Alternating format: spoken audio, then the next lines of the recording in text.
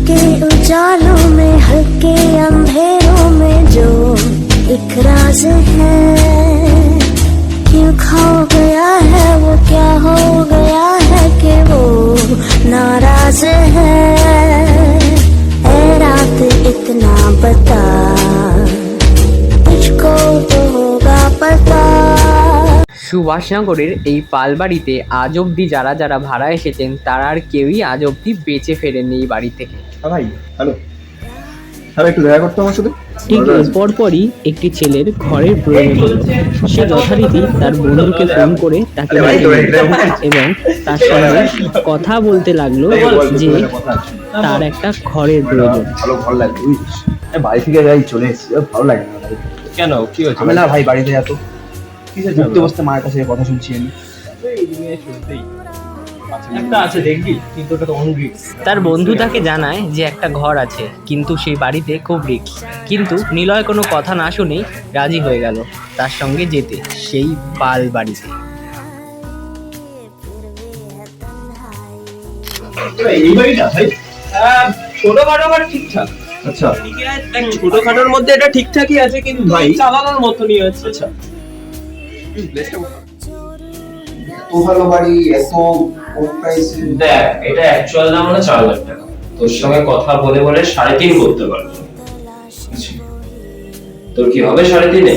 হ্যাঁ, এত কম সত্যি ভালো।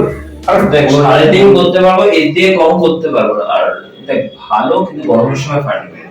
আরে বাড়িটা দেখ, বাড়িওয়ালা আপাততভাবে ঘরে নেই, ও রাতে আসে, একটুখানি নেশা করে আছে। তার বন্ধু তাকে ঘরটা দেওয়ার সময় বারবার তাকে বোঝায় এই ঘরটা তার জন্য ঠিক বলছি হবে কেন, না। তুই জায়গাটা শুনেছি অতটা ভালো নয়। ওই দিন নিলয় রাত্রেবেলা তার জিনিসপত্র নিয়ে ওই বাড়িতে আসে।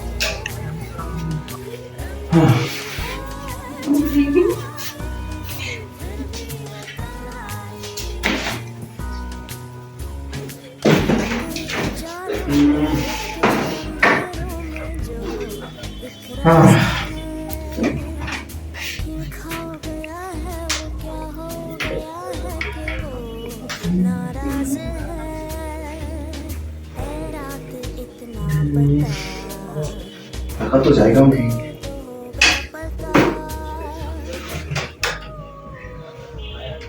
জায়গাটা খুব ভালো, বেশ ঠান্ডা হাওয়া আসছে, যে ফ্রেশ হয়ে গেছে।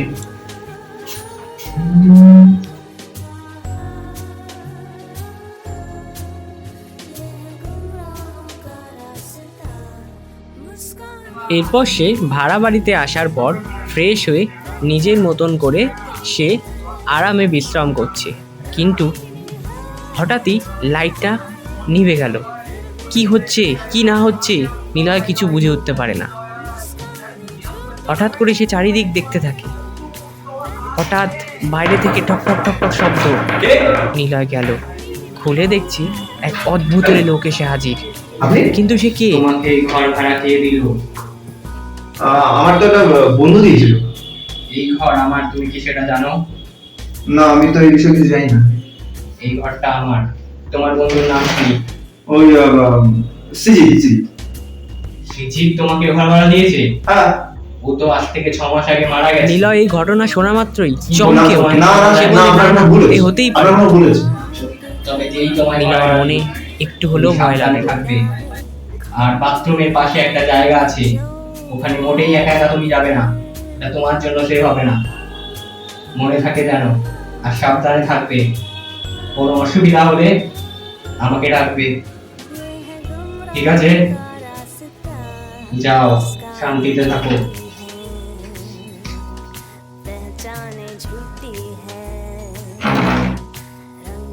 এরপর নিলয় খুব ভয় পেয়ে যায়। সে ভয়ের চোটে আর কোনো দিক না তাকিয়েই সে নিজের মতন করে বসে সে তার বন্ধুকে ফোন করতে থাকে, কিন্তু তার বন্ধুর ফোনে তার ফোন যায় না।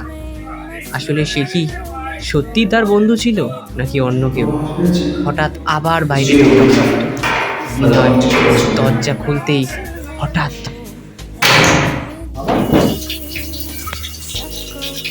বন্ধ হয় না। কি হচ্ছে কি আবার? নিলয় আর কোনো দিক না তাকিয়ে সে দরজা বন্ধ করে দেয় ভয়ে, কিন্তু জানি না কি হচ্ছে। আবার ঠকঠক ঠক। সে আবার যথারীতি সাহস দেখে দরজাটা খোলে, আর খুলেই দেখে এক অদ্ভুত লোক ঘুরে বেড়ায়।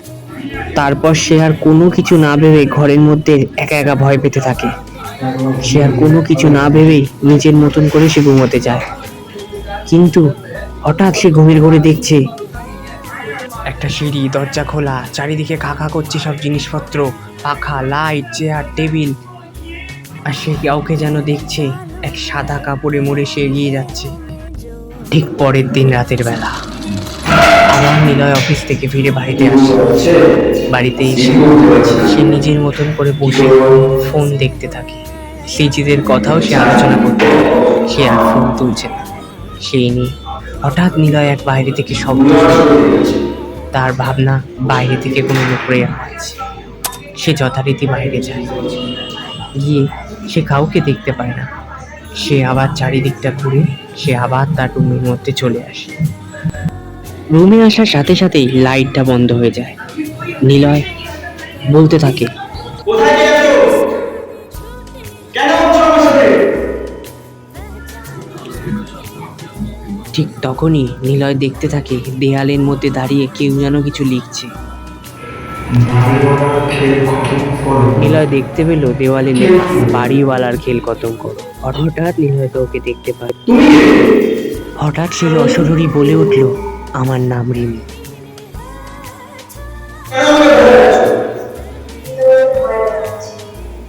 হঠাৎ রিমি বলল, আমি তোমাকে বাঁচানোর চেষ্টা করছি।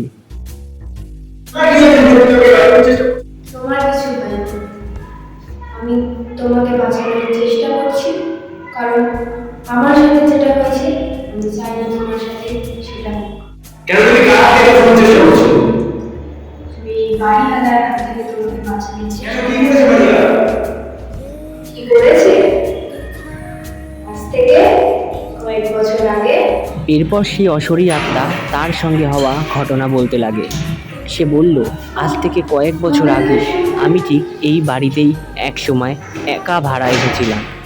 কিন্তু যেই দিন আমি ভাড়া আসি সেই দিনই আমার সাথে এই ঘরে এক বিপজ্জনক ঘটনা ঘটে যায়। হঠাৎ দরজা ঠকঠক, বাইরে থেকে কেউ একটা আসে।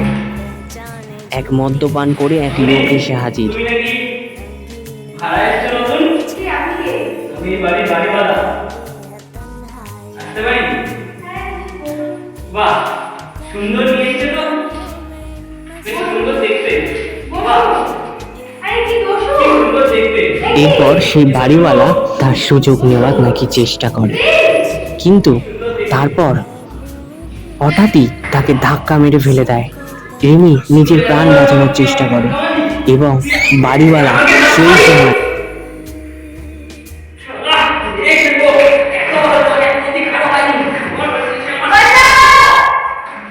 বাড়িওয়ালার গায়ে ভাড়াটি হাত দিয়েছে বলে সে রাগের চোটে সেই মেয়েটিকে জ্যান্ত গায়ে আগুন দিয়ে দেয়। কোথায় গেলে তুমি? তুমি আমাকে আর দেখতে পাবে না। কেন? আমি চাই তুমি আমার সাথে হওয়া অন্যায় প্রতিশোধগুলো নাও। ও যেভাবে তোমাকে গায়ে হাত দিয়ে গেছে, আজকে সেইভাবে আমি শেষ করবো। এরপর রাতে বাড়িওয়ালা আসে নিলয়ের কাছে খাবার লাগবে কিনা তা জানতে। নিলয় তাকে সঙ্গে কোনো রকম কোনো কথা না শুনে তার গায়ে কেরোসিন ঢেলে আগুন লাগিয়ে দেওয়ার চেষ্টা করে এবং সে কোনো রকম কোনোই বাড়িওয়ালার কথা না শুনে তার গায়ে কেরোসিন তেল ঢেলে তার গায়ে আগুন লাগিয়ে দেয় এবং বাড়িওয়ালা অনেকবার বলে, আমি কিছু করিনি, আমার ছেলে। কিন্তু কোনো কথা শুনে সে তাকে জ্যান্ত জ্বালিয়ে দেয়। একটা মেয়ের উপর হওয়া অন্যায় এবার আমি প্রতিশোধ নিতে পারলাম।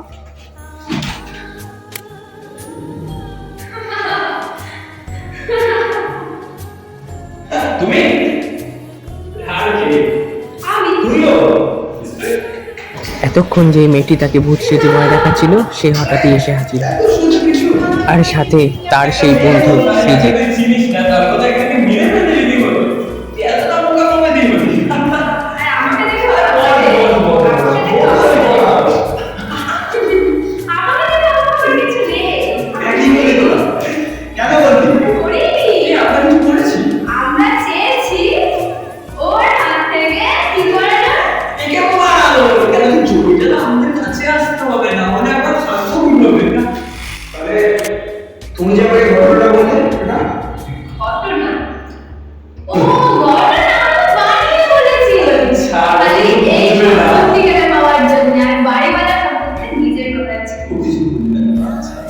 নিলয় নিজে থেকে পুলিশের কাছে ধরা দেয়।